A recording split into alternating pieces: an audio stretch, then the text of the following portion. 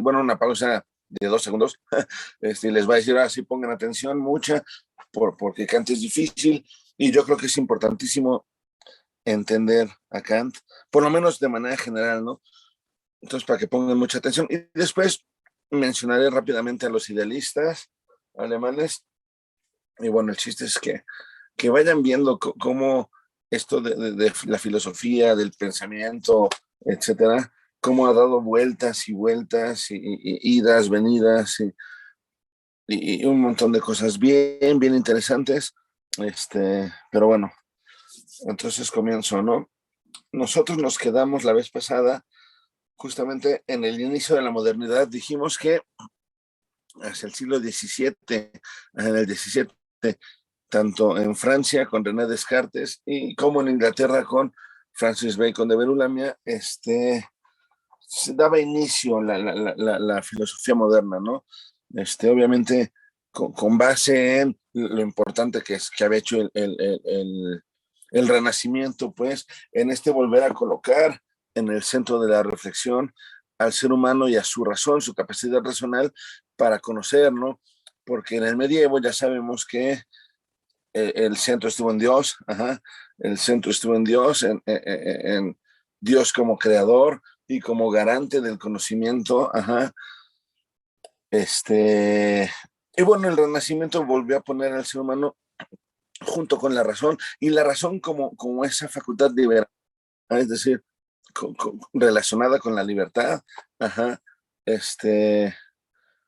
lo cual había permitido los cambios en astronomía, en matemáticas, en geografía, en un montón de cosas, ¿no? Entonces, el Renacimiento volvió a poner a la razón en el centro, y ya los modernos ya intentan justamente hacer que o sea, explicar cómo es que esta razón, el ser humano, pues, con ella, logra conocer las cosas.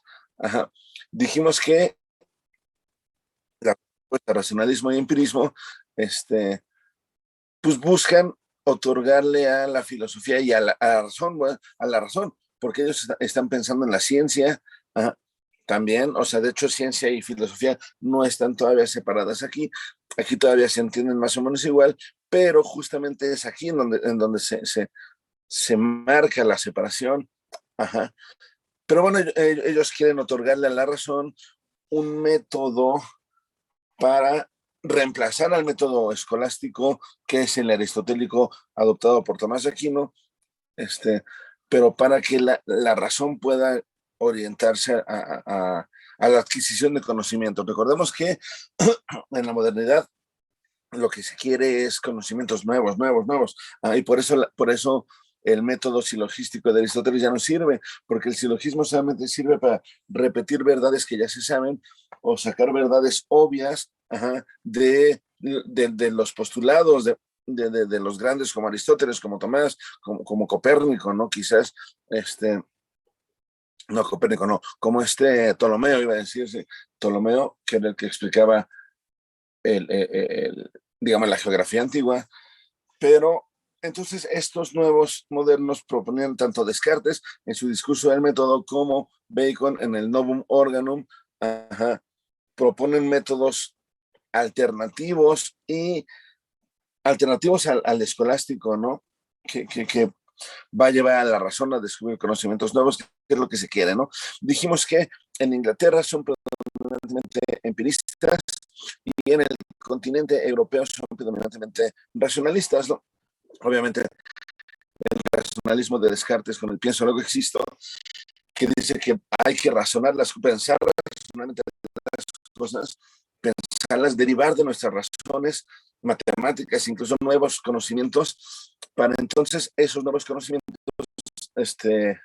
ya nos estarán señalando, nos estarán apuntando hacia la existencia de nuevas cosas. Por su parte, los empiristas decían, no, es que el racionalismo deja sin límite a la razón, ¿no? Y la razón sin límite puede inventar muchísimas cosas, incluso falsas, ajá. Y no, necesita la razón tener como limitante o como aquella que le marque límites válidos a sus verdades a la experiencia, ¿no? A la experiencia que obviamente es racional, pero pero sí la experiencia es más importante, diríamos. Unos dicen lo más importante en el proceso de conocimiento es la razón, los otros dicen no, lo más importante es la experiencia, que es la que le pone límites a la razón, justamente, ¿no? Ninguno de los dos está peleado con la importancia de la razón como facultad humana importante, pero es el punto de vista el que le dan. Y aprovecho ahorita, antes de continuar con los ilustrados y con Kant el ilustrado, para ponerles en el chat que racionalismo y empirismo, a ver, racionalismo y empirismo son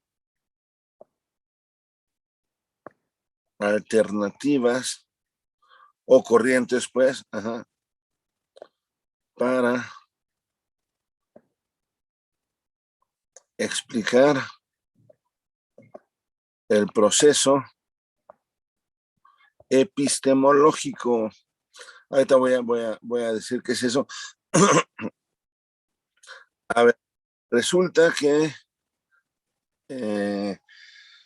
la epistemología es una rama de la filosofía, creo que ya lo mencionamos alguna vez, si no lo menciono ahorita, es una rama de la filosofía que se orienta a estudiar y a intentar comprender, conocer cómo se da el proceso de conocimiento. Justamente el proceso de conocimiento, pero conocimiento científico, ¿no? ¿Por qué? Porque de hecho ya Platón, ya algunos presocráticos hablaban del proceso de conocimiento, pero del proceso de conocimiento reconociendo que había conocimientos de muchas clases, ¿no?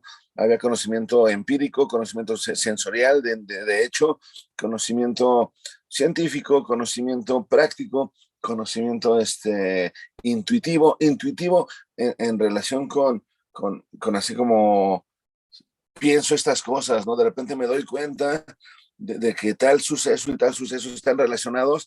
Y, bueno, eso es una intuición en los griegos, pues. Y eso también es conocimiento. Puede haber conocimiento incluso de revelación, ¿no? En la escolástica medieval, porque, o sea, San Agustín de Hipona nos decía que él descubrió la verdad cuando Dios se le reveló, por ejemplo. Bueno, en la antigüedad y en la Edad Media había muchos tipos de conocimiento y se hablaba de ellos, pero estas reflexiones no se llamaban epistemología porque no era conocimiento científico, era más bien gnoseología, lo voy a poner aquí también, porque gnosis es otra palabra que tienen los griegos para conocimiento, pero un conocimiento más general, ¿no? Entonces la epistemología se va a desprender de la gnoseología porque en la modernidad, gracias a todos estos descubrimientos y avances científicos que está habiendo en la época, se dan cuenta que la ciencia es el único conocimiento valioso en el sentido del único que apunta al desarrollo racional, pues, o sea, todos los otros conocimientos como que están estancados, como que nos dejan ahí, como que tienden a ser creencias, como que tienden a no estar justificados, pues, a hacer ficciones o algo así. Sí, y en ese sentido que el único conocimiento importante para el desarrollo racional es el científico. Entonces la filosofía moderna será fundamentalmente epistemología. Ajá. Epistemología, a ver, epistemología, a ver, mología, cuyo objeto principal, ya dije, es entender el proceso de conocimiento científico. Para eso tenemos que reconocer que en esta modernidad ya se entiende el proceso de conocimiento como una relación que hay entre un sujeto cognoscente, o sea, sujeto que conoce, sujeto racional que puede conocer cosas, y objeto, el objeto de conocimiento, cualquiera que este sea, cualquier cosa que haya en el mundo, cualquier aspecto de la realidad, cualquier situación, puede ser un objeto de conocimiento. De hecho, cuando hablamos de sujeto, puede ser cualquier ente racional, cualquier ser humano, pues, que decide ponerse a investigar o a estudiar un objeto determinado, pero también cuando hablamos de sujeto cognoscente, podemos referirnos a una disciplina científica específica. Es decir, la física es un sujeto cognoscente, que tiene por objeto los movimientos en el universo. ¿Sí ven? La biología es otro sujeto cognoscente que tiene por objeto la explicación de la vida. La vida, por así que natural, orgánica, ¿no? La historia es otro sujeto que tiene por objeto, sí, la vida humana, pero en el pasado, pues, y con una orientación no natural, pues, sino el pasado de manera cultural, ¿no? O sea, las sociedades y todo eso, ¿no? Entonces, cada ciencia se puede erigir como un sujeto y cada investigador o cada estudioso de la ciencia, de cada una de las ciencias, también es un sujeto, ¿no? Es decir, es importantísimo esto porque justamente con Kant vamos a ver que es un problema esto de, más bien que existe un problema gracias a los racionalistas y empiristas, porque, a ver, por ejemplo, ustedes díganme, los racionalistas dicen, la razón es el principio del conocimiento, ¿no? Y los empiristas dicen, lo es la experiencia. A ver, les pregunto yo a ustedes, piénsenle, para los racionalistas, ¿qué sería más importante en el proceso de conocimiento? ¿El sujeto o el objeto?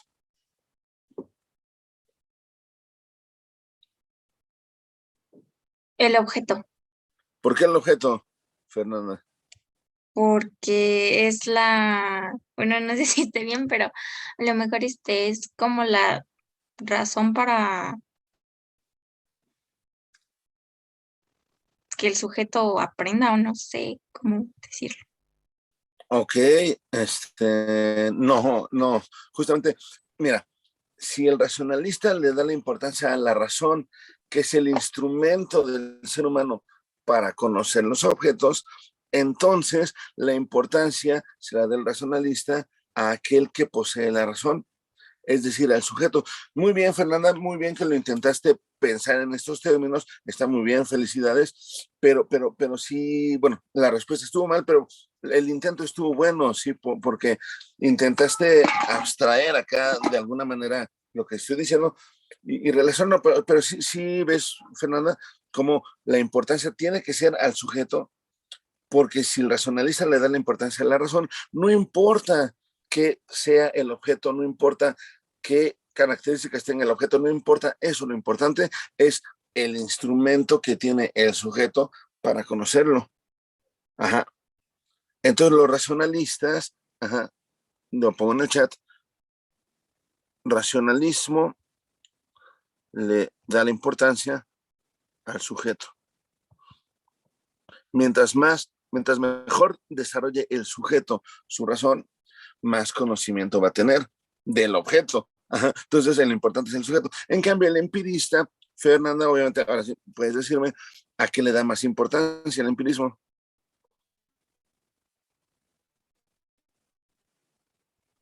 Ahora sí al, al objeto. Ahora sí, el objeto, sí, muy bien, muy bien. Bien, entonces, ¿por qué? Porque para el empirista lo importante es la experiencia, lo importante es lo importante son aquellas características o conjunto de razones o de características racionales más bien, ajá, que informan al sujeto, que informan a la razón acerca de ella. La verdad está en el objeto, simplemente el objeto nos echa en cara a los objetos de tal manera que podamos comprenderlo. Ajá, que es totalmente diferente al racionalismo. ¿Sí ven? Sí se entiende esto. Sí lo expliqué Sí, bien. sí. Ok, ok, bien, gracias, Fer. Y entonces el asunto es, dice una profesora de la Catalán, bueno, el marxismo, Adolfo Sánchez Vázquez, que ya murió, y otros, hay una profesora en la Catalán que es argentina y es marxista, pero justamente dicen que este asunto de que en la modernidad unos le tiran al sujeto, bueno, unos apuestan por el sujeto y otros apuestan por el objeto, eso dicen ellos, que haya una escisión o una separación en el mundo. El mundo ya no se va a entender como una totalidad, Ajá, como pasaba con los griegos. Los griegos entienden al mundo como cosmos y physis, los medievales como obra de Dios. Ajá. En cambio, los modernos van a entender a la realidad como o producción subjetiva, o sea, racionalismo, o como información del objeto, o sea, información proveniente del empirismo, o sea, de la experiencia que está separada del sujeto, ¿no? Entonces, esta separación entre sujeto y objeto, dicen los críticos, que es una separación del mundo. Separaron lo que antes estaba unido y eso va a tener consecuencias tanto positivas como negativas. Bueno, positivas en cuanto al desarrollo de la razón científica, por ejemplo, pero negativas en cuanto a otras circunstancias que después veremos, ¿no? Que los posmodernos llegan a señalar y todo esto, que tiene que ver con la frialdad y con el desinterés que llega a tener el ser humano con respecto al mundo en general. Pero bueno, la idea es esta, que en la modernidad el mundo se separa. Por un lado está el objeto y por otro lado está el sujeto. Y el sujeto lo que quiere es conocer al objeto, pero el sujeto nunca se entiende a sí mismo como objeto, que eso es lo importante. Eso es algo problemático que ya hasta después, hasta Hegel y otros van a empezar a poner en la mesa, pues, ¿no? Pero bueno, la idea es que después de Descartes y de Bacon, que es en el siglo XVII, todos los filósofos en Europa van siendo racionalistas y en Britania, bueno, en el Reino Unido, van siendo empiristas, ¿no? Pero ya hacia el siglo XVIII, 1700 de cacho, va surgiendo en la intelectualidad, en los filósofos, va surgiendo una preocupación social muy importante. ¿Por qué?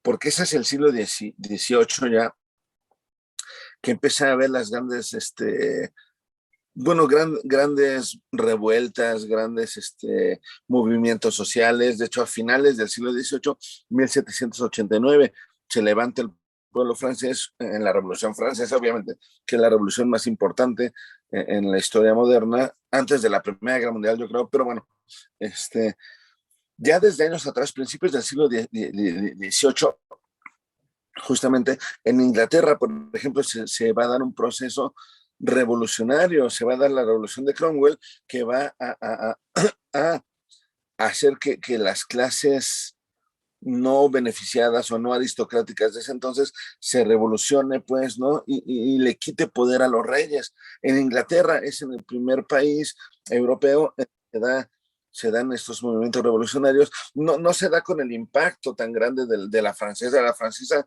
ya todo el mundo cambió después de la Revolución Francesa y de los ataques de Napoleón y todo, pero desde antes, desde como casi un siglo antes, bueno, no, como 60 años antes, en Inglaterra ya se había dado este proceso, pues, revolucionario. Fue más tranquilo, digamos que no fue tan sangriento como en Francia. En Francia sí fue una guerra canija. En Inglaterra fue más bien como un proceso que sí tuvo batallas, obviamente, y tuvo batallas y guerras y todo, pero fue un proceso mucho más, mucho menos hostil, mucho menos sangriento, y en ese sentido, ya desde finales del siglo XVII, ya estaba Thomas Hobbes, por ejemplo, promoviendo la idea, sus ideas políticas de que el Estado para que el Estado concentrara su poder, deberá ser un Estado institucional. Pues antes de esto, el rey era el rey y los señores eran aquellos a los que el rey beneficiaba, pero Hobbes decía, no, es que hace falta que se impongan instituciones que logren garantizar el poder del rey en el caso de que se elija un rey, y necesita haber parlamentos o necesita haber diferentes instancias políticas que vayan ayudando al rey a mantener su poder y todo esto, ¿no? Entonces, eso lo dice Hobbes en el Leviatán, así entre muchas cosas, pero entonces ya para el 18 se da este cambio en el modo de gobierno inglés, porque si en Francia, en los estados germánicos, en los estados italianos, en los estados hispánicos, pues españoles, sigue habiendo monarquías fuertes, monarquías que son pues casi todopoderosas, ajá, Y en Inglaterra se va estableciendo el parlamento, se va estableciendo ya no un rey, sino una especie de ministro, que es el máximo representante del ejercicio del poder. El rey acaba siendo nada más una figura, como lo es hoy en día. Hoy todavía hay rey en Inglaterra y reina, pero son nada más una figura, ¿no? Tradicional. Ya no son ellos los que ejercen el poder. Bueno, acá va sucediendo desde principios del siglo XVIII, ¿no? En Inglaterra, lo cual, por cierto, va a permitir que haya el liberalismo, ¿no? Locke y es liberal, ¿no? Y más adelante, en el siglo XIX, surgirá Adam Smith con el liberalismo económico, pero el liberalismo lo que dice es que todos tienen derecho a adquirir su propio poder o adquirir sus propiedades, a ser propietarios, pues que esa es una cosa muy importante. En Inglaterra va habiendo propietarios desde mucho antes que en Francia o en el resto de Europa, porque en Europa los propietarios son propietarios porque el rey los designa o porque, porque pertenecen a la aristocracia. En Inglaterra ya todo el mundo, la sociedad civil va empoderándose. Locke tendrá un tratado de la sociedad civil y del gobierno civil, por ejemplo. Ajá. Pero la idea es que empieza a cambiar el mundo. Esto permite, esto de la participación de la sociedad civil en Inglaterra permite que se dé en este país el comienzo de la revolución industrial. Porque una vez que todos son capaces de ser propietarios y de tener ingresos de alguna manera económicos, incluso, pues ya uno va intentando desarrollar sus propiedades, puedes tener más y más y más, y eso hace que la ciencia empiece a aplicarse mucho más, porque es empírica, ¿no? O sea, es empirismo. Si el empirista piensa que la experiencia le pone límites a la razón, bueno, pues la experiencia, más bien la razón va teniendo experiencia de que ella misma puede transformar la realidad, ¿ah? Es decir, puede producir cosas nuevas, no solo conocimientos nuevos, como se hacía en Francia y en toda Europa, sino también cosas nuevas. La reflexión racional científica puede aplicarse en su versión física y en su versión matemática, que llega con Newton a su máximo grado a finales del siglo XVII y XVIII. Y entonces ya va aplicándose todo esto y ya en Inglaterra se van formando mecanismos que no hay en el resto de Europa, pues la máquina de vapor es el ejemplo. Entonces, el siglo XVIII ya empieza con estas transformaciones sociales y irracionales también, racionales, pues, que tienen que ver con la revolución industrial en Inglaterra.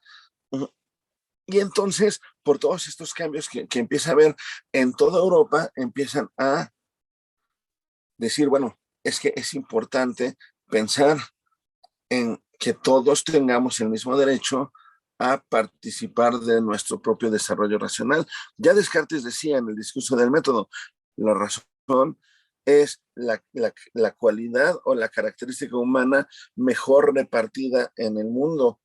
Todos los individuos humanos tenemos las mismas capacidades racionales de comprender esto o aquello, comprender la ciencia, pues, o comprender los principios del método. Por ejemplo, todos, antes en el medievo, en la antigüedad romana y griega, no eran todos, no todos tenían la misma capacidad racional, todos tenían capacidad racional, pero no todos eran igualmente lúcidos, ¿sí? No todos estaban preparados, dirían Platón y Aristóteles, para conocer todo, o sea, para saber, para darse cuenta de las razones, ¿sí?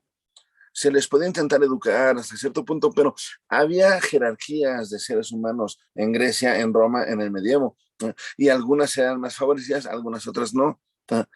Es decir, no todas tenían derecho a este tipo de formación intelectual. En la Edad Media, por ejemplo, se forman las universidades, pero ahí solo van aquellos beneficiados por su posición social. No es universidad pública, pues el concepto de universidad pública surgirá hasta el siglo XVIII y el siglo XIX con este movimiento intelectual, filosófico, que se conoce como la Ilustración. Siglo XVIII, lo voy a poner en minúsculas, pero aquí está en mayúsculas. Siglo XVIII, es el siglo de la Ilustración. Y la Ilustración, retomando esto que dice Descartes en el principio, en el discurso del método, de que todos tenemos las mismas capacidades, bueno, en la Ilustración dirán, como todos tenemos las mismas capacidades racionales, entonces todos tenemos los mismos derechos a las mismas oportunidades, para desarrollar la razón. Es decir, todo el pueblo debería ser ilustrado para que todo el pueblo, toda la gente, pudiera conocer las verdades racionales que da la ciencia. Si ven, la Ilustración es un movimiento muy noble, pues, en ese sentido, porque es la primera vez en la historia que se piensa en que todo el pueblo puede ser educado, que todos los seres humanos merecen ser, todos los ciudadanos, pues, de cada país deben ser educados. Y quien va a ser el encargado de esta educación del pueblo es el gobierno. Antes al rey no le interesaba, el rey se educaba a sí mismo y ya cada familia, cada grupo aristocrático o incluso cada familia del pueblo elegía, bueno, si queremos que nuestro hijo sea zapatero o sea pintor o sea algo así, pues contratamos un maestro para que lo haga su discípulo y ya, ¿no? O sea, y a ver qué onda, a ver si lo educan eso, pero no había un sistema público de educación, ¿sí? Quizás en el clero, ¿no? Quizás todos los frailes, todos los monjes, ahí sí eran educados primero en la Biblia y después en otras cosas, pero tenías que ser fraile para hacerlo o ser monje, pues. En cambio acá, los ilustrados son los primeros en toda la historia que dicen, no, es que si todas las personas tienen esa capacidad racional que dice Descartes de entender los principios incluso geométricos, recordemos que a Descartes le gustaba la geometría, entonces pues todos debemos ser educados por el Estado debe encargarse, son los ilustrados los primeros que siendo o bien racionalistas como Rousseau, como Montesquieu, como Voltaire, como todos ellos, como Pascal, o siendo empiristas como Locke, como Hume, como estos Edmund Burke y todos ellos, siendo racionalistas o siendo empiristas, todos ponen en el centro de la acción asuntos sociales, asuntos políticos y educativos. Empieza a haber un montón de propuestas, ¿no? Por ejemplo, Rousseau publica su contrato social en el que dice cómo se origina la sociedad cuando nos damos cuenta de que necesitamos unos de otros, pero entonces contrato en el que uno se va a encargar de una cosa y otros de otras, ¿no? Para formar sociedades. Bueno, después de que hace el contrato social, Rousseau escribe El Emilio o la educación, en donde explica cómo en ese contexto social la sociedad debe encargarse de verificar que cada niño representado por Emilio, pues en este libro, tenga la mejor educación posible. Porque mientras la gente sea más educada, o sea, mientras más gente esté educada, mejor será la vida. ¿Sí ven? Habrá menos problemas, porque la razón es la que nos libera, la razón es la que nos da oportunidad de darnos cuenta que todos necesitamos participar de este contrato de buena manera. En Rousseau, pues, y así en los diferentes, les digo ya, Hume, Locke, tienen sus tratados del gobierno civil, que continúan, digamos, con la reflexión política de Hobbes, pero ya centrándola más en el aspecto económico, o sea, ya prescindiendo de los excesos de violencia y de poder que Hobbes sí propone, que los poderosos deben dominar a los desposeídos, pues, mediante la violencia, dice Hobbes. Bueno, aquí no, aquí ya más bien se va a establecer un gobierno civil en donde la sociedad, a partir de la noción de propiedad, vaya autorregulándose. La idea de autorregulación del liberalismo todavía, o sea, la autorregulación del mercado que proponen los neoliberales proviene de las ideas liberales de Hobbes, de Hume y de todos ellos, que dicen, bueno, es que no queremos que haya una figura central que nos imponga cómo debemos vivir. Bueno, y por otro lado, en Francia, Montesquieu propone, bueno, es que lo mejor es que si queremos que haya un rey, también que haya un rey que también se distribuye el poder dividiéndose en tres poderes: ejecutivo, legislativo y judicial. El rey o gobernante va a ser el ejecutivo, y va a haber otro poder que haga leyes, y va a haber otro que haga que se ejerza la ley. Pues entonces surgen un montón de propuestas políticas, sociales y todo esto, pero en cada una de estas versiones un asunto muy importante va a ser la educación racional del pueblo. Ajá, justamente. Y al mismo tiempo, o sea, paralelamente se está dando el cambio científico en física, principalmente para llegar a Newton, que va a postular las leyes que hablan de todo el movimiento en el universo. Y bueno, con la aplicación de esas leyes, la de la inercia, la de la caída libre, la velocidad, etcétera, todas, la aplicación se va construyendo máquinas que van a cambiar la vida de la sociedad occidental en ese entonces. Pues ¿sí?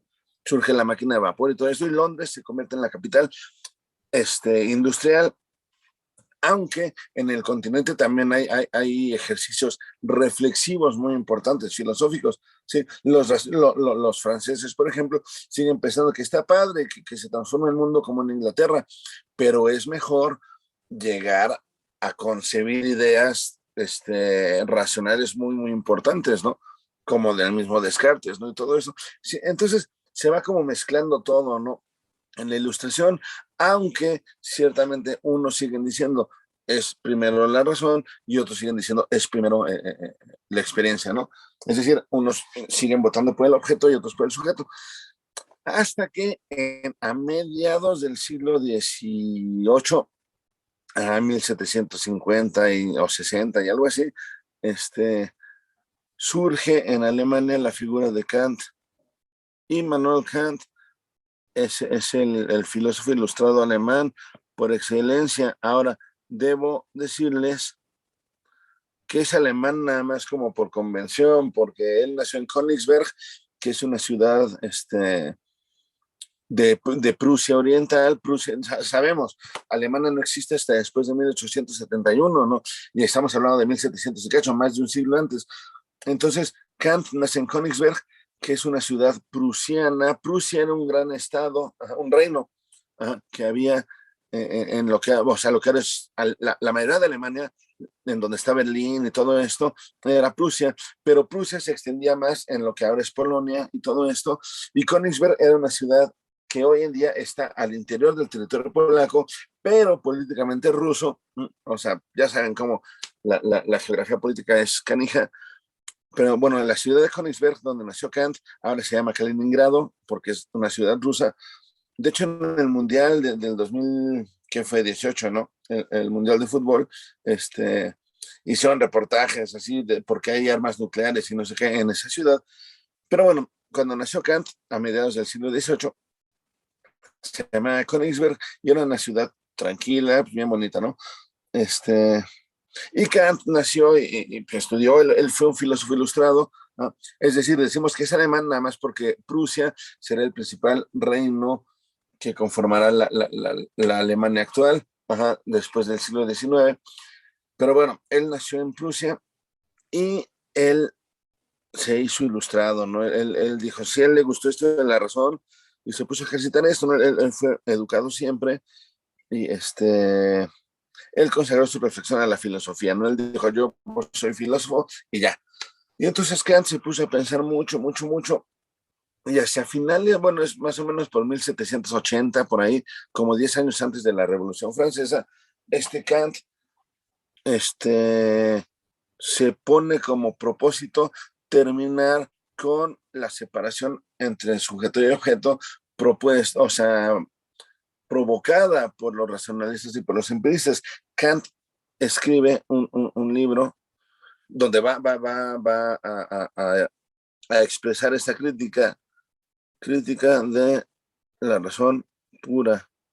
En este texto, la crítica de la razón pura, Kant va a terminar con la oposición entre racionalistas y empiristas. Va. Entonces, y esto sale dentro de la reflexión ilustrada. La reflexión ilustrada era básicamente política y educativa. Bueno, Kant tiene un texto llamado ¿Qué es ilustración? En donde dice cómo es que se puede transmitir la ilustración al pueblo, y que eso es lo que debe ser. De hecho, dice Kant, el ser humano vive en una especie de infancia perpetua. Lo que necesita es ilustrarse para madurar, para poder comprender cómo funciona el mundo y entonces cómo comportarse, dice Kant, en el que es ilustración. Ahora bien, la crítica de la razón pura, que es un texto puramente filosófico, es decir, no contiene nada de política, nada de social, nada de educativo. Bueno, es que es el texto en el que Kant va a decir, bueno, termino con los conflictos en filosofía para que todos los filósofos ahora conozcan cómo funciona la razón y entonces ya puedan educar al pueblo en función de esto.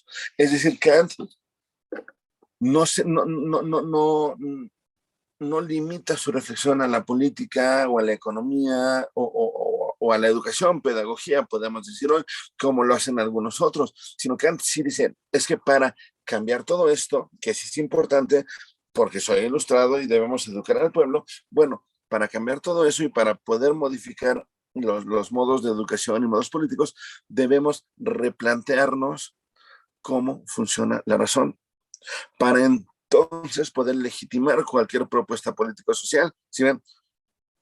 Entonces Kant está bien canijo y en la crítica de la razón pura, Kant dice, yo voy a explicarles cómo funciona la razón. ¿Eh?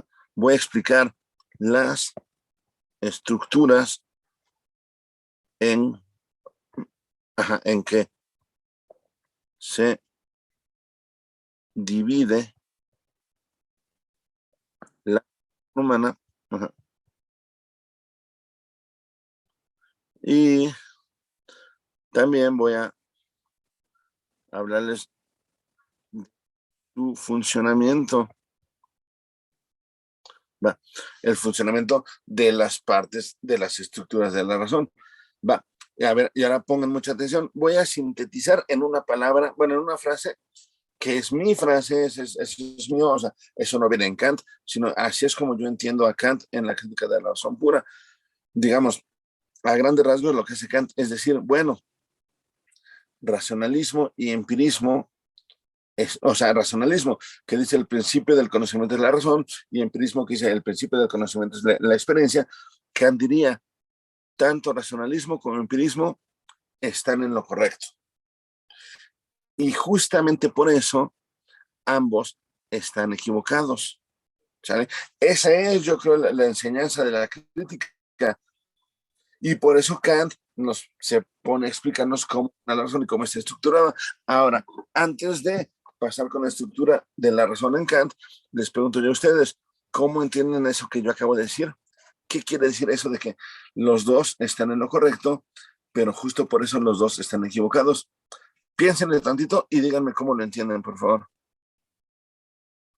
Lo escribo en el chat para que no se pierda, ¿no? Mientras piénsenle, tanto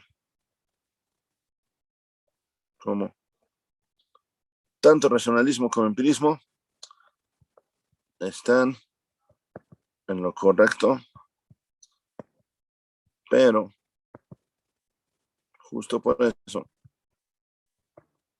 ambos se equivocan. ¿Cómo entienden eso?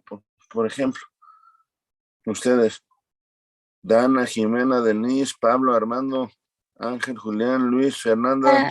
A lo mejor se refiere a que ninguno de los dos tiene pues la verdad absoluta. Se tienen parte de verdad, pero pues no a ver, toda. Explícalo un poquito más, porque estás bien, pero explícalo un poquito más. Es que, ¿cómo lo digo? Bueno, es que ahorita, pues pensando lo que dice, a lo mejor piensa que hay puntos que sí tienen sentido para él y otros que a lo mejor no, porque se contradicen Ok, con la otra. ¿como cuál punto no estaría en lo correcto? Ay, no había pensado tanto en eso. Ok. Fernanda, muy bien. Bien, ahora sí, estuviste bien, ahora sí, lo voy a explicar un poquito. A ver, racionalismo dice, la razón es el principio del conocimiento. En eso está bien, diría Kant. El empirismo dice, la experiencia es el principio del conocimiento. En eso está bien, diría Kant. Justamente, están mal en que piensan el racionalista, que la experiencia no es el principio, y el empirista en que piensa que la razón no es el principio. ¿Se dan cuenta? Kant piensa que las dos son el principio del conocimiento, pero como ni el racionalista ni el empirista piensa que las dos, por eso están mal. ¿Va? ¿Me di a entender o no? Sí, Sí, sí, Bien, bien, gracias, Dana, gracias, Fernanda. Va, justamente en eso está mal, en pensar que el otro no está bien, si valga el juego de palabras. Bueno, y voy a explicar. Kant sugiere, y ahorita voy a explicar cómo lo hace. Kant sugiere que tanto la razón como la experiencia son el principio de todo conocimiento. Y les voy a contar al principio de la crítica de la razón pura, ya de los capítulos, es después de los, tiene como 3 prólogos y tiene una introducción y no sé qué. Bueno, ya que empieza la crítica, dice Kant, lo voy a citar aquí, ¿no? Todo conocimiento, no, más ya no, le voy a decir bien. La experiencia es el principio de todo conocimiento. Todo conocimiento se origina en la experiencia.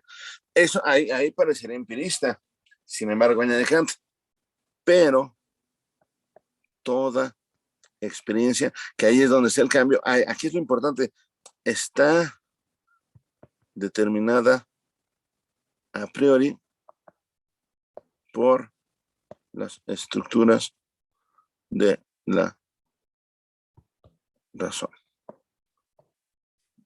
A priori, la clave está en el concepto a priori. A priori es una locución latina, pues. Los latinos querían decir a priori es todo aquello que es verdadero sin importar que se haya tenido experiencia de eso. A priori, todos los seres humanos tenemos derechos. Eso es algo a priori. Si ven, hoy en día, todo ser humano tiene derecho a la vida, a la libertad, a la igualdad. Bla, bla. Eso es a priori. Porque no es necesario esperarnos a ver cómo es la persona para ver si tiene derecho a la vida. No, no, no. Todas las personas tienen derecho a la vida, ¿sí o no? Eso es a priori. En el medievo, por ejemplo, Dios a priori es perfecto y es bueno. No hace falta tener experiencia de que Dios es perfecto y bueno para decir que lo es, por ejemplo. De hecho, si nos esperamos a tener experiencia, como no tenemos experiencia de Dios, pero sí de la vida, y la vida suele ser como pesada y fea, pues muchos pensarían, no, pues Dios no es bueno. No, no, no. A priori Dios es bueno, no importa qué tan mal te vaya a ti en la vida. Dios es bueno a priori para los medievales, y para los católicos, bueno, pues todavía no. Para nosotros, a priori, todo ser humano tiene derecho a vivir. A priori.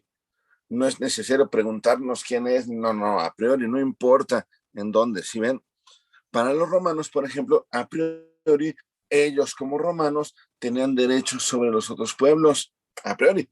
No importa, no, o sea, no necesito ver si son fuertes, débiles, si son de cierto color de piel, no importa ver si son metaleros o reggaetoneros. No, el romano piensa, yo soy mejor que ellos y yo puedo dominarlos, porque lo piensa a priori. Si ven, antes de cualquier experiencia.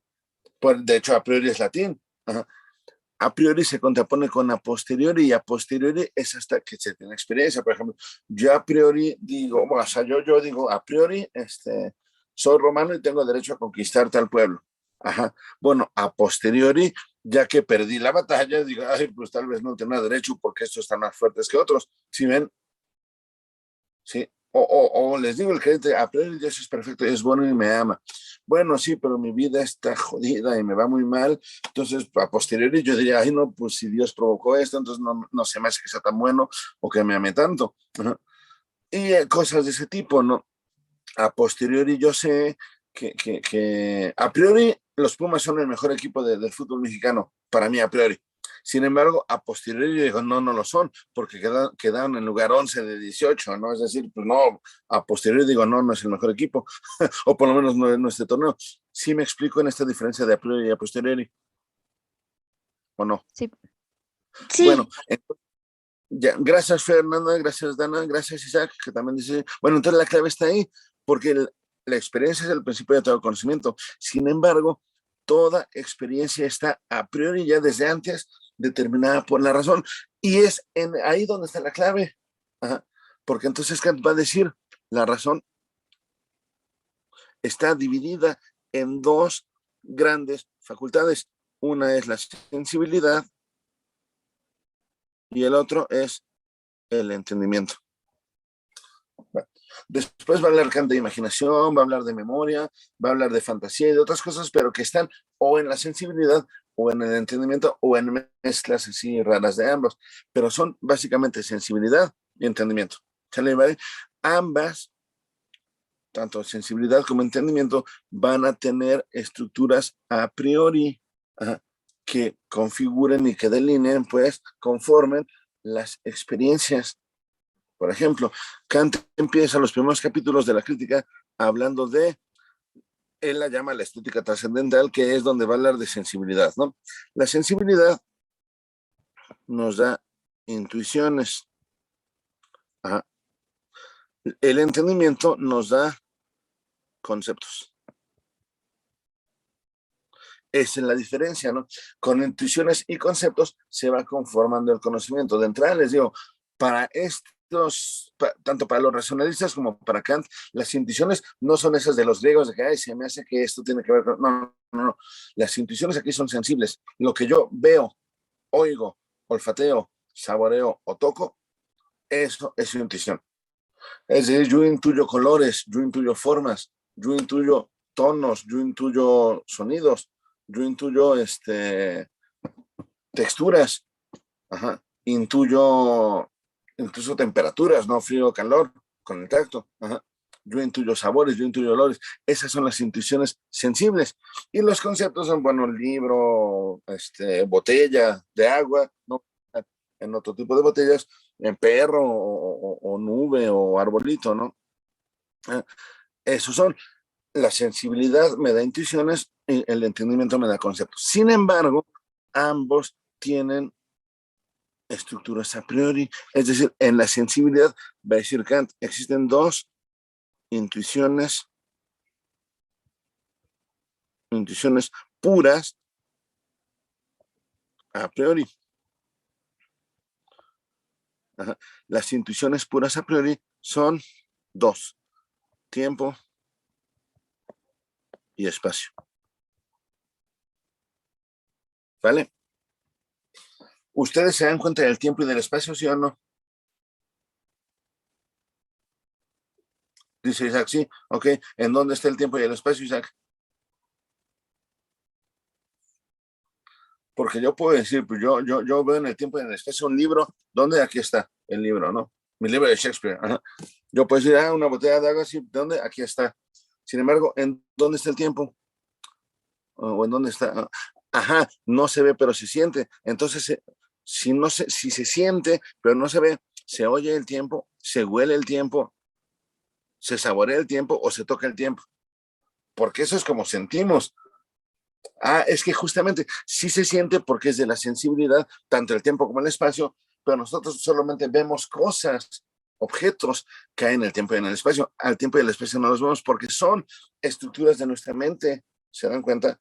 De nuestra sensibilidad, ajá, que nos hace nuestra sensibilidad intuir formas, colores, sonidos, olores o texturas, ajá, en el espacio y en el tiempo, porque todo lo que tocamos, vemos, olemos, oímos, saboreamos, está en el espacio y en el tiempo. ¿Sale, vale? Ahora, estas estructuras, tiempo y espacio, determinan a priori toda experiencia posible. Son, dirá Kant, condición de posibilidad,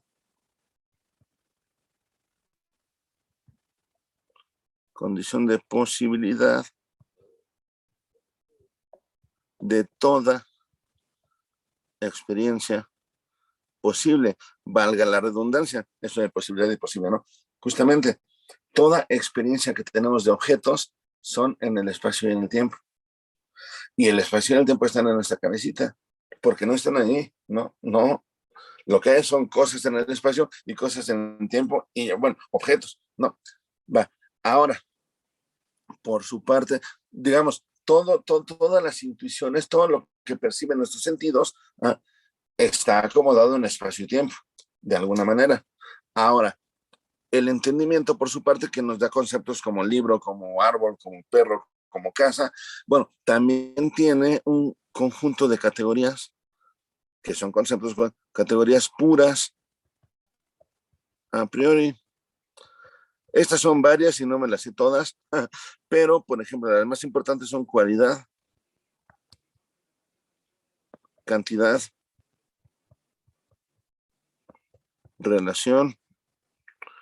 Al interior de las de relación está la relación causal, o sea, de causa y efecto, porque todo tiene causa y todo tiene un efecto. Más bien, todo tiene causa y todo es efecto de algo. Ajá. Creo que también está estado o situación, me parece, ¿no?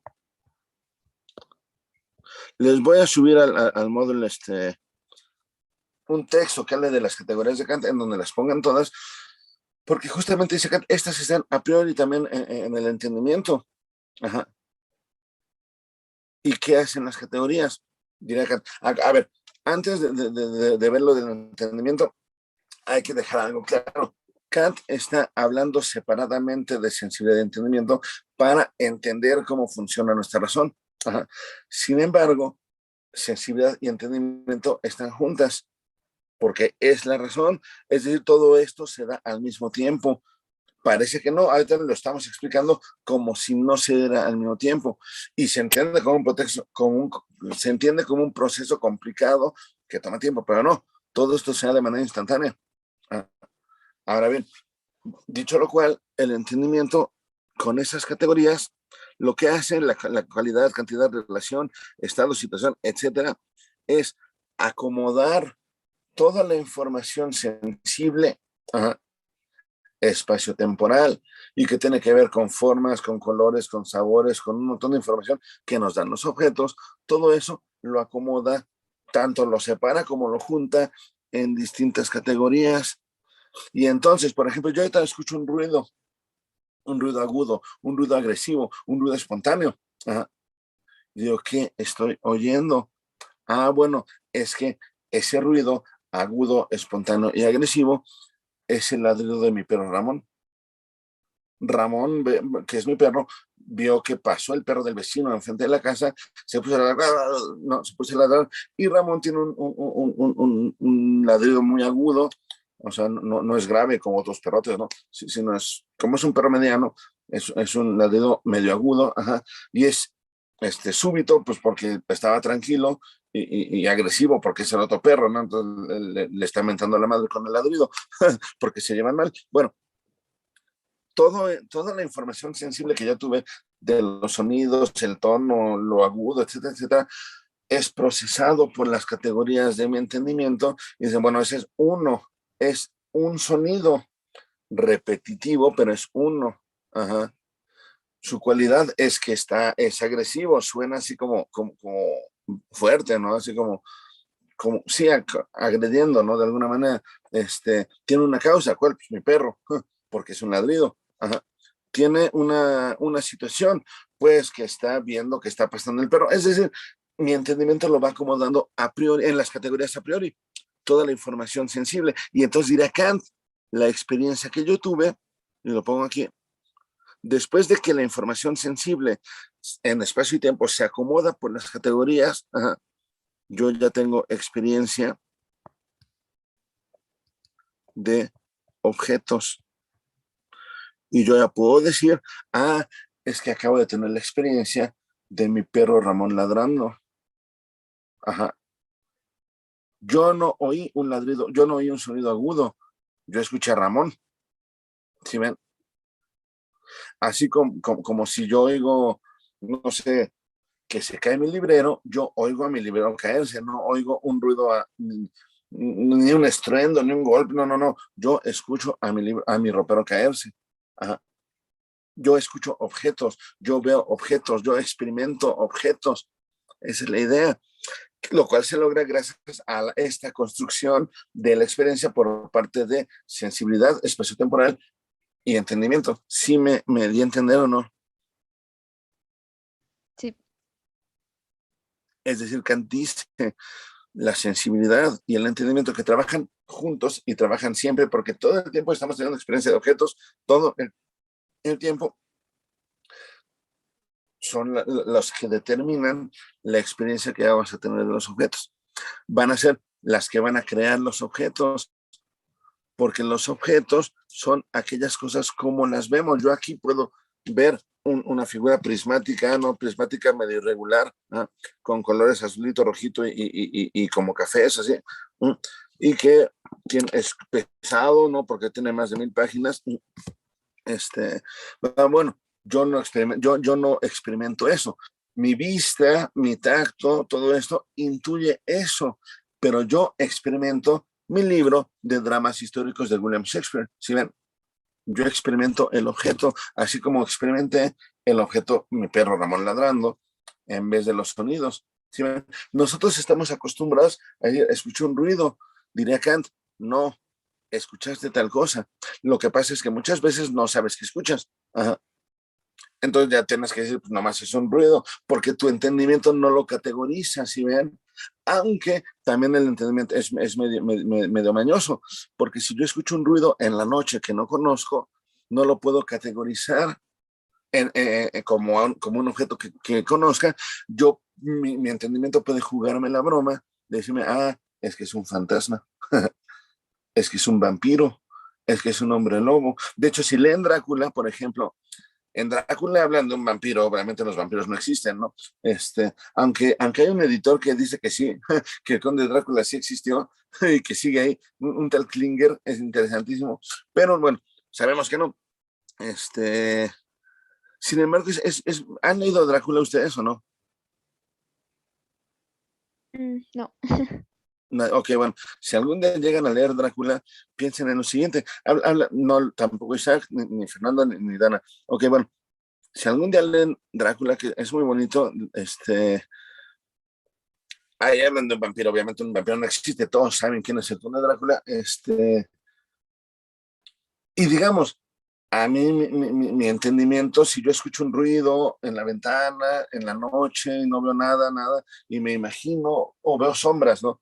Que me hacen pensar en murciélagos volando, yo voy a decir, chale, es un vampiro. Ajá.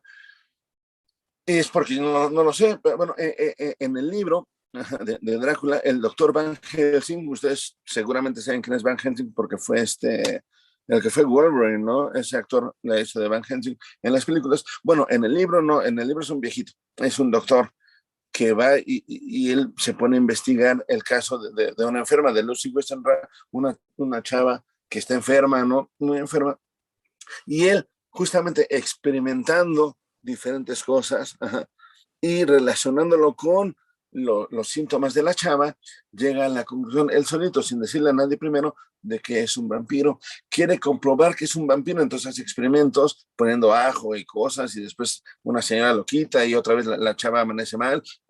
Es decir, Van Helsing es muy empirista, como todos los ingleses, ¿no? En el libro, y llega a la conclusión, es un vampiro, porque se ajusta a un conjunto de categorías que él sí tiene, porque Bram Stoker inventó que había libros que hablaban de esto. De hecho, sí hay libros, ¿no? Hay un tal Agustín Calmet que en la Edad Media hizo un tratado completo de los vampiros.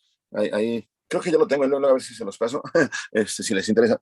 Pero Van Helsing, o sea, trabajan de manera muy empírica, muy empirista, y también muy kantiana, porque primero lo que no conoce lo va adecuando a sus categorías, las que él tiene, y concluye que es un vampiro, pues, ¿no? Y resulta que sí es. Es decir, incluso en esta ficción que es Drácula, se nos puede ejemplificar muy bien el método kantiano, bueno, primero el empirista, ¿no? El método empírico, y después con Kant, ¿no? Porque sí, digamos, ya las estructuras mentales del doctor Van Helsing ya tiene las categorías que incluyen lo vampírico como parte de lo existente y entonces ya dice, bueno, es tal cosa. ¿Sí ven?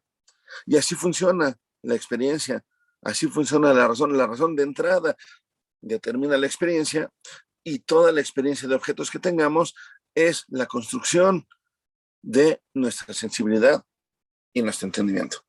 ¿Sí? Por eso diría, dice Kant, bueno, justamente ya tengo experiencia de objetos, por lo tanto, ya conozco fenómenos. Los objetos son fenómenos. Fenómeno es una palabra griega que tiene que ver con apariencias, ¿no? Lo que aparece de las cosas es su fenómeno. Bueno, tal cual, Kant dice, es que los fenómenos son las cosas como aparecen a mi razón, porque mi razón me permite ver esto que intuyo de alguna manera y que entiendo de acuerdo con ciertas categorías, lo entiendo como libro de dramas históricos de Shakespeare, porque aquí lo dice. Ajá. Pero, ¿qué creen? Dice Kant, bueno, con base en el conocimiento de fenómenos, puedo obtener más y más y más conocimientos. Cada ciencia tiene por objeto un fenómeno o un conjunto de fenómenos determinados y puede desarrollarse ad infinitum, como la física de Newton. La física, ya digo, a su máximo esplendor con Newton. Ajá. Porque es el conocimiento de los fenómenos, es decir, de cómo conocemos las cosas que hay en el mundo. Sin embargo, dice Kant, estos fenómenos, el fenómeno no es igual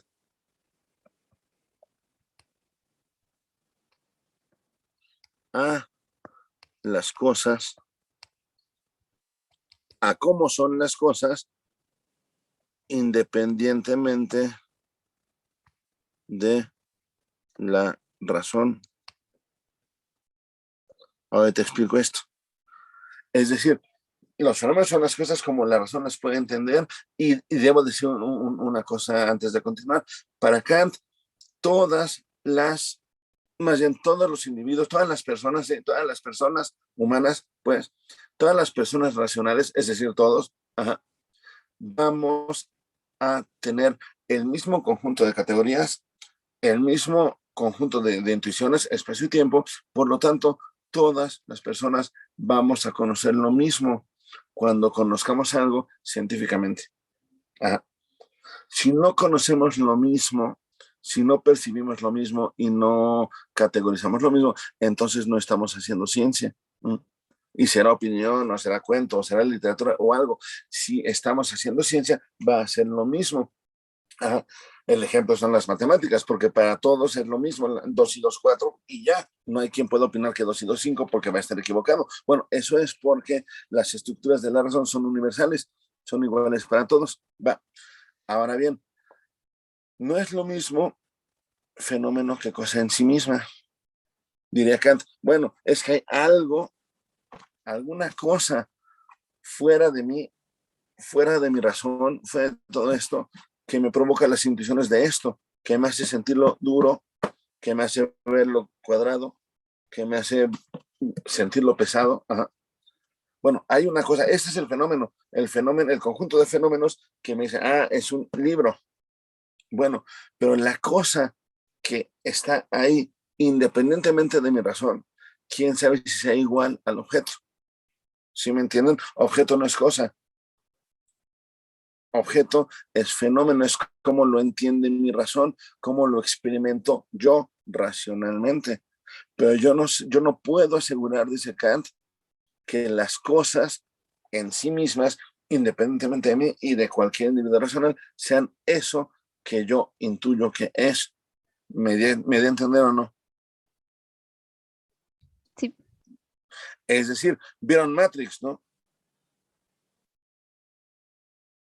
¿Vieron la película de Matrix o no? La primera, o alguna de esas Sí. películas de Matrix. Sí. Bueno, Sí. ¿qué pasa en Matrix? La vida de este chavo Neo, que él trabaja para una empresa en computación y aparte es un hacker, él tiene una vida, creo que es en Nueva York, ¿no? Así, en el mundo que nosotros conocemos, y de repente conoce al afroamericano Lawrence Fishburne, ¿no? Que le da la pastilla, cualquiera, ¿no? Se la toma y se da cuenta, despierta en un lugar en donde la realidad es otra.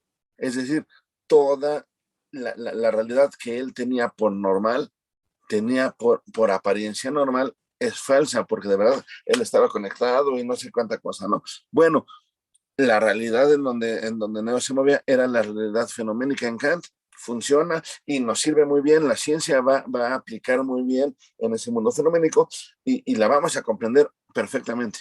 Sin embargo, quizás en sí misma la cosa sea otra. Quizás este greñudo, bigotón que se presenta con ustedes una vez por semana, quizás no es eso, quizás yo soy una especie de pulpo, ajá, que más allá de su razón y más allá de la mía, no es como yo me veo, sino distinto. Si ven, es decir, Kant dirá, las cosas, las, no, las, o la, pongámoslo así, la cosa en sí misma, o cómo sea esta cosa, es incognoscible. No podemos conocerla y no nos hace falta conocerla, porque el conocimiento de los fenómenos nos basta para desarrollar la ciencia. ¿Sí ven? No nos hace falta conocerla. Entonces no importa decir que es inconocible y los medievales pueden decir que es Dios y los budistas pueden decir que es, no sé, la armonía universal, el nirvana, o los brahmanistas pueden decir que es ¿cómo se llama este? Ay, no, bueno, Vishnu y Ganesha y todos ellos, ¿no? Y los prehispánicos pueden decir que es Quetzalcóatl y yo puedo decir que es Superman. Ajá. No importa, porque de la cosa en sí no se puede decir nada porque no se puede conocer. Entonces, la cosa humana la menciona él como noumeno para contraponer con fenómeno. El noumeno es aquello en sí mismo que no se puede conocer. Nosotros podemos decir lo que sea al respecto porque no se puede comprobar nada, porque no es cierto, porque solamente se puede comprobar aquello que es fenómeno, ¿eh? Que es apariencia. ¿Eh? Ahora, esto es importantísimo porque Kant dice, no hablemos de la cosa en sí no se puede conocer, punto. Pero el mundo completo se puede explicar fenoménicamente comprendiendo que la razón funciona así. ¿Ah? Y entonces Kant ahí le abre la puerta a las ciencias como vienen avanzando, como vienen progresando con Newton y con otros en diferentes ámbitos científicos, ¿no? Y dice, ahí está, así funciona la razón.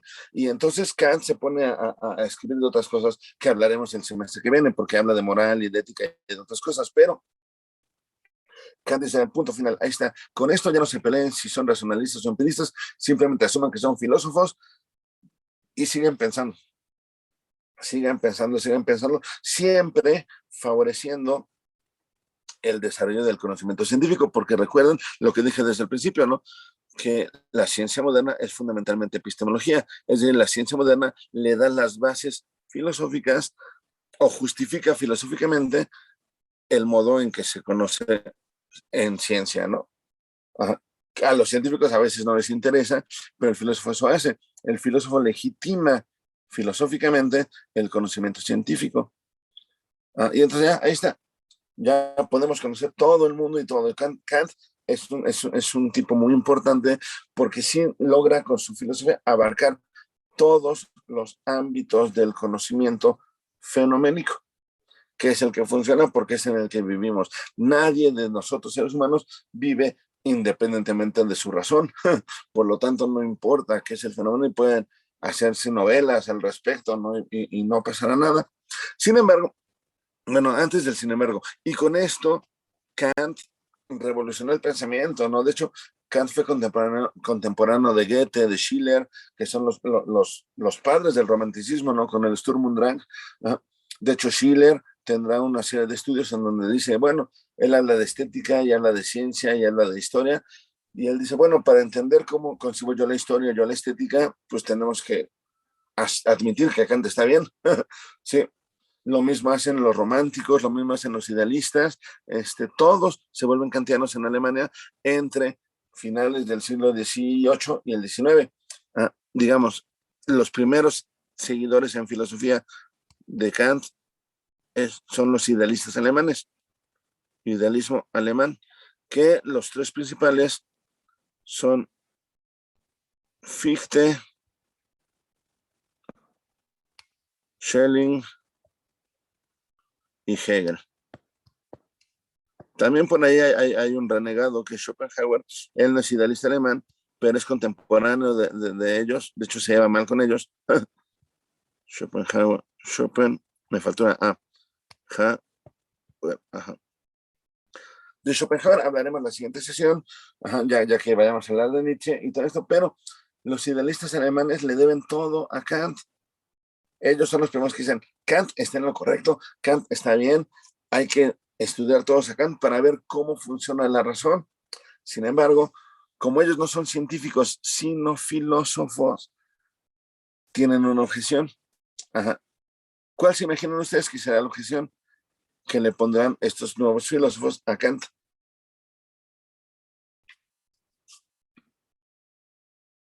¿No se imaginan? Bueno, pensemos en lo que hemos hablado desde el principio, ¿no? Los presocráticos y Platón y todos ellos. Incluso en la Edad Media, bueno, los filósofos desde siempre han intentado responder, a ver, una cosa, si la filosofía siempre ha buscado o se ha preguntado qué son las cosas y por qué, qué son y por qué son. Y Kant dice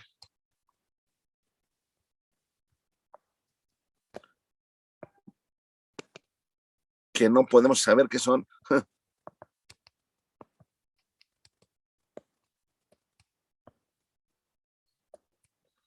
Que son las cosas. Entonces Kant de alguna manera está renunciando a la filosofía por alguna razón. Es decir, los idealistas alemanes se hubieran quedado contentos si Kant hubiera dicho, los objetos son fenómenos y las cosas en sí mismas son idénticas a los fenómenos.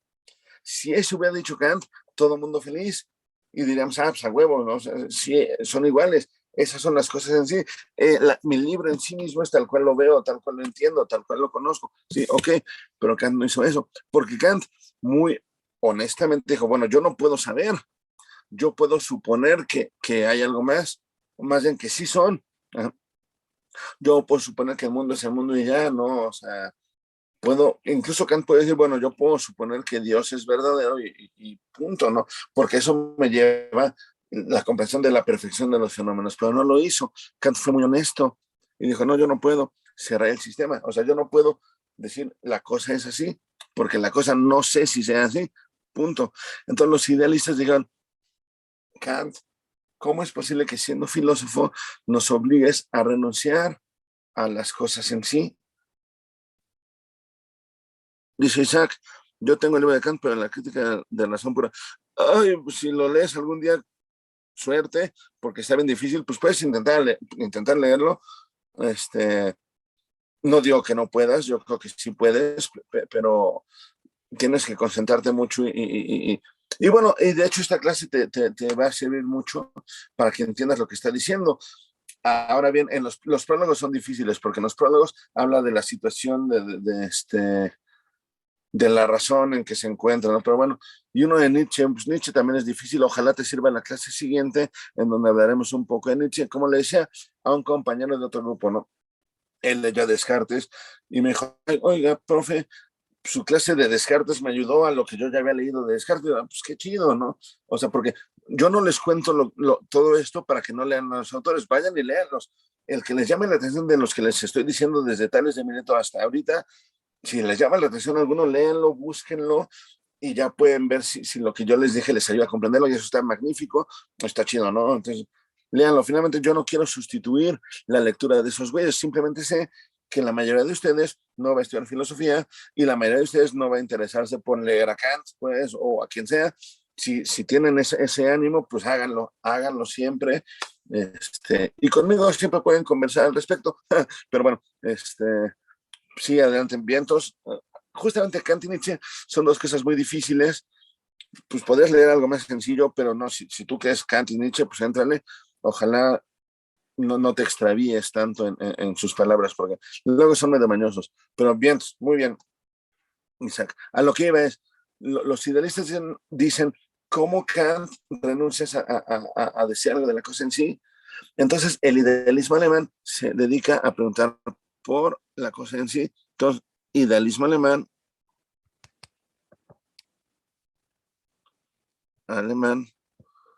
pregunta por la cosa en sí. Tanto las cosas en sí mismas, cada una, como la cosa que está detrás de todo, la esencia del mundo, pues, ¿no? Esa que decía Parménides que era el ser uno perfecto y el movimiento de ser éxito, todo esto, ¿no? Ahora, los alemanes idealistas hacen algo muy interesante porque la cosa en sí la identifican con lo absoluto, la entienden como lo absoluto, porque en la etimología latina de absoluto la entienden como lo absoluto, el conocimiento absoluto, porque absolutum es lo que está suelto de, lo que se suelta de lo que hay allá. Ab implica contraposición y solutum es suelto, pues solutum liberado, liberado de lo que no, lo que ya no depende de nada. Ajá. Lo que es, la cosa en sí misma, pues tú la llaman absoluto y dan diferentes posiciones. A grandes rasgos, porque ya me estoy cansando, les puedo decir lo siguiente. Schelling, que me gusta mucho Schelling a mí, o me gustaba mucho en cierto momento, pero Schelling propone, a ver, si Kant no le entró a decirnos que la cosa en sí es porque Kant nos dijo nada más cómo funciona la ciencia y la ciencia funciona con fenómenos, punto. Sin embargo, Kant ya nos está diciendo tanto el entendimiento como la sensibilidad forman parte de la razón. Ajá. Es decir, lo sensible es racional y Kant nos explica cómo lo sensible colabora al conocimiento científico, pero eso no excluye, diría Schelling, que haya otro tipo de sensible. Por ejemplo, lo sensible que nosotros percibimos cuando contemplamos el arte, lo sensible que nosotros experimentamos cuando nos relacionamos con otro, o sea, los sentimientos, las sensaciones, ¿no? Las relaciones, digamos, lo sensible cuando experimentamos algo religioso. Dice Schelling incluso dirá, bueno, pues si Meister Eckhart y San Agustín de Hipona y no sé cuántos decían, Santa Teresa de Jesús, decían que habían tenido la revelación mística de Dios, pues no tengo por qué no creerles.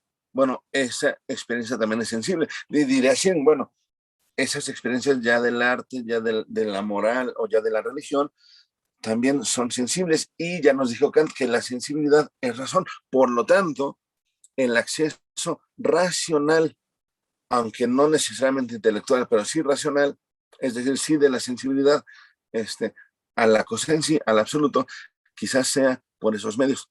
Quizás cuando estamos extasiados en la contemplación de una obra de arte, quizás ahí lo que se nos revela es el absoluto. Quizás cuando nos enamoramos o nos compadecemos de alguien o somos empáticos, diríamos hoy en día, con alguien, realmente sentimos lo que el otro, quizás ahí se nos está revelando el absoluto. Quizás lo que se le reveló a Agustín de Hipona, a Teresa de Jesús o a Meister Eckhart no fue otra cosa que el espíritu absoluto que ellos llamaron Dios. Sí. Entonces, quizás la experiencia racional, porque es humana, de lo absoluto, no es igual a la experiencia científica, que esa necesita la participación de las categorías. ¿Sí ven? Entonces, Schelling propone una alternativa como otra. Y como Kant ya dijo, sensibilidad es razón, pero entonces ya no hay manera de decirnos que es irracional, ni el arte, ni la religión, ni la vida moral, por ejemplo. ¿Me siguieron ahí o no? Sí me di a entender.